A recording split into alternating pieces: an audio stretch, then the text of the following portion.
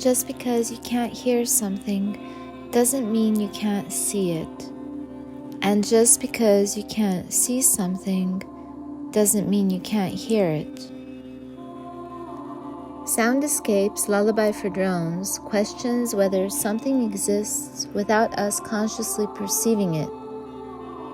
While the current confrontation with the coronavirus points towards the answer yes, this exhibition in search for the answer turns our attention to another obvious yet often denied situation. Is our planet Earth undergoing global warming? When a chunk of glacier breaks off and collapses into the sea roaring, and no one hears or sees it, does this mean that the chunk of ice did not break off and crash deafeningly into the ocean? That our climate is not warming? That the ice is not melting? And that our planet is not changing? In my exhibition SOUNDeSCAPES, Lullaby for Drones, I ventured into a new territory with the help of new works, all in the medium of photography and all in plexiglass.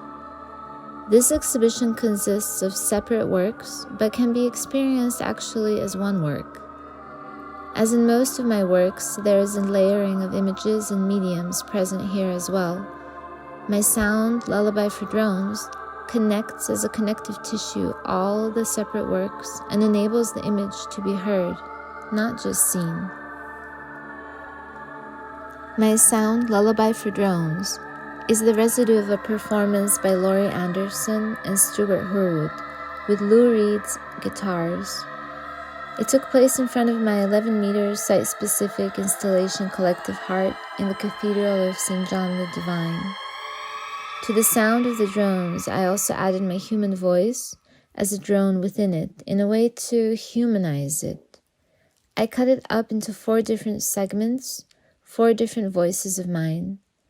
They come in existence in accordance to viewers' attention on them, just as quantum theory would support.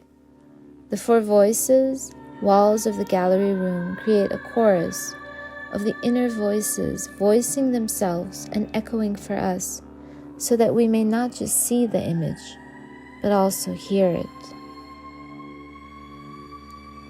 All these works that my Lullaby for Drones connects are in plexiglass, but they each have their own quality.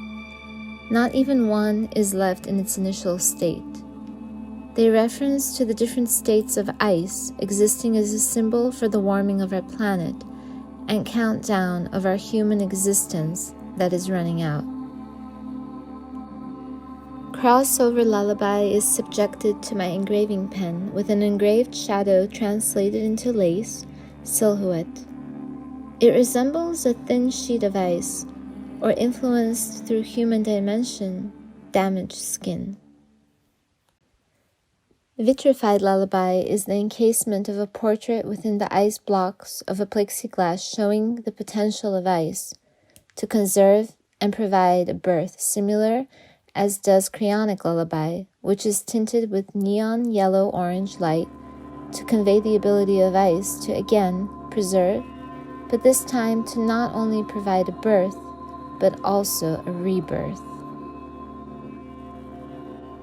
H2O Triptych jumps to neon colorful abstractions, appearing as a religious altarpiece, with other engraved shadow images translated into silhouettes, appearing on the gallery walls, echoing the fragility of human existence of the vulnerable planet we call home.